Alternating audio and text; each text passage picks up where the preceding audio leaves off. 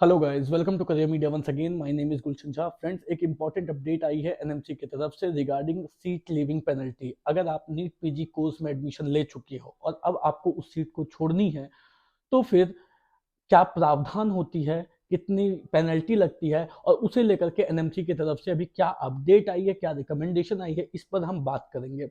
Penalty पे पहुंचने से पहले सबसे पहले ये जानना जरूरी है कि कितनी तरह की पेनल्टीज होती है।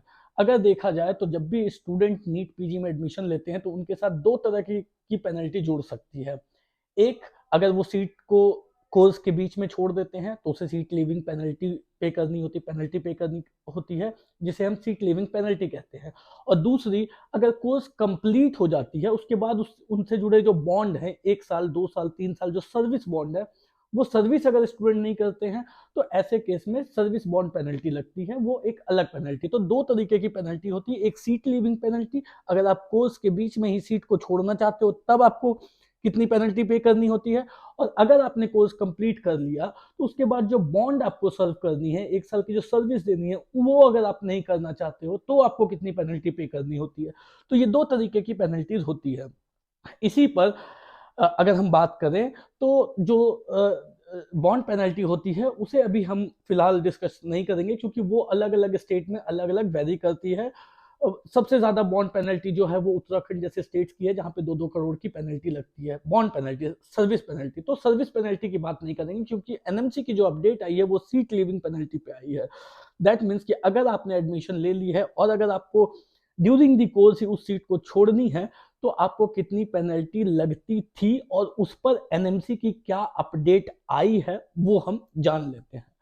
सीट लिविंग पेनल्टी की बात करें तो अलग अलग स्टेट में वेरी करती है। ये 5 लाख टू 15 लाख तक वेरी करती है। दैट मीन्स कि अगर आपने पीजी में एडमिशन ले लिया है तो जिस भी स्टेट में आपने लिया है उस स्टेट के अकॉर्डिंग आपकी जो है, अगर आप उस सीट को छोड़ना चाहते हो तो आपकी पेनल्टी 5 लाख टू 15 लाख हो सकती है। अभी कुछ दिन पहले 2023 में सुप्रीम कोर्ट का एक आदेश आया, एक ऑर्डर आया, जिसमें जो दिव्यांग कैंडिडेट्स होते हैं, जो डिसेबल कैंडिडेट्स होते हैं, उनकी पेनल्टी जो 15 लाख थी, सीट लिविंग पेनल्टी जो 15 लाख थी, उसे कम करके 5 लाख कर दिया गया है, जो एक बहुत अच्छा निर्णय है।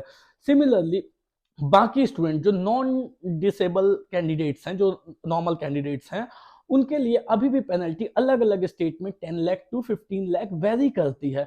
अब इसी पर एनएमसी की एक अपडेट आई है, एक रिकमेंडेशन आई है, जो उन्होंने सभी स्टेट्स को भेजा है कि सभी स्टेट्स ऐसे सिचुएशन में, कैसे सिचुएशन में, वैसे सिचुएशन में जिसमें स्टूडेंट अगर एडमिशन ले लेते हैं गवर्नमेंट कॉलेज में और अब अगर वो उस सीट को छोड़ना चाहते हैं, तो एनएमसी का मानना है कि आपको seat living penalty in terms of money आपको सीट लिविंग पेनल्टी नहीं लेनी चाहिए।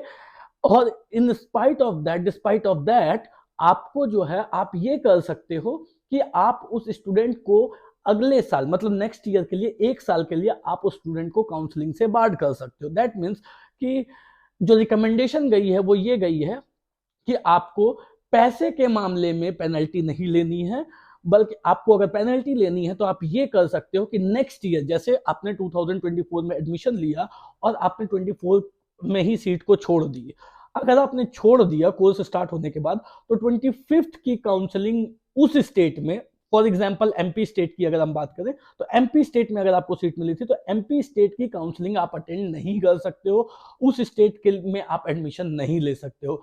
ये प्रावधान एनएमसी की तरफ से दी गई है, जो कहीं ना कहीं स्टूडेंट जो है वो स्टूडेंट के फेवर में ही है, क्योंकि हम देखते हैं कि पीजी में जो स्टूडेंट्स हैं वो जो गवर्नमेंट कॉलेजेस में जाते हैं वो या तो मेरिटोरियस होते हैं, और मेरिटोरियस तो होते ही हैं, साथ साथ में जो उनकी फाइनेंशियल कंडीशन होती है वो भी बहुत ज़्यादा अच्छी नहीं होती।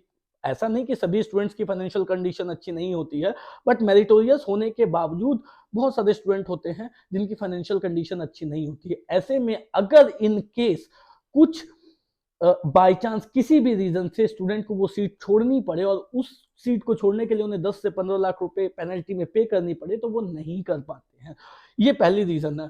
और सीट छोड़ने के बहुत सारे रीजन हो सकते हैं। फॉर एग्जांपल, आपने 2024 में एडमिशन लिया, फिर 2025 का भी आपने नीट पीजी का एग्जाम दिया, और एग्जाम देने के बाद आपको ये समझ में आती है बात कि मेरे नीट पीजी 2025 में बेटर मार्क्स आए हैं, बेटर रैंक आई है, मुझे बेटर ब्रांच मिल सकती है, बेटर कॉलेज मिल सकती है, ऐसे सिचुएशन में अगर आप पुरानी सीट को छोड़ना चाहो तो आप उस सीट को छोड़ सकते हो विदाउट पेइंग एनी पेनल्टी। सिर्फ पेनल्टी के रूप में जो है वो क्या रह सकती है, जो एनएमसी ने रिकमेंड किया है कि आप उस स्टेट की नेक्स्ट ईयर की काउंसलिंग से बाहर हो गए, बाकी सभी जगह की काउंसलिंग के लिए आप एलिजिबल रहोगे। तो ये एक अच्छी स्टेप हो सकती है जो स्टूडेंट के फेवर में रह सकती है। तो यही एक अपडेट एनएमसी की तरफ से आई है, रिकमेंडेशन आई है। और अगर फिर भी कोई डाउट हो, कोई क्वेरी हो, कुछ जानना हो आपको कि किस स्टेट में कितनी पेनल्टी है, फॉर एग्जांपल किस स्टेट में कितनी पेनल्टी है, कितनी सीट लिविंग पेनल्टी और कितनी सर्विस बॉन्ड पेनल्टी है, तो उस पर मैं जरूर एक वीडियो बना करके पोस्ट करूंगा जिससे आप लोगों को आइडिया लग जाए कि किस किस स्टेट की किस किस तरीके की पेनल्टी है, या आर्म्ड फोर्स मेडिकल कॉलेजेस की कैसी पेनल्टी, क्या पेनल्टी लगती है, ईएसआईसी में अगर हम एडमिशन लेते हैं तो हमें क्या पेनल्टी लगती है, सेंट्रल यूनिवर्सिटीज में क्या पेनल्टी है या नहीं है। इस तरीके की वीडियोस में धीरे धीरे जैसे जैसे हम आगे बढ़ेंगे वैसे वैसे हम पोस्ट करेंगे। सो फिलहाल इतना ही, कोई डाउट हो, क्वेरी हो तो दिए गए नंबर पे आप कॉल कर सकते हो। Thank you so much.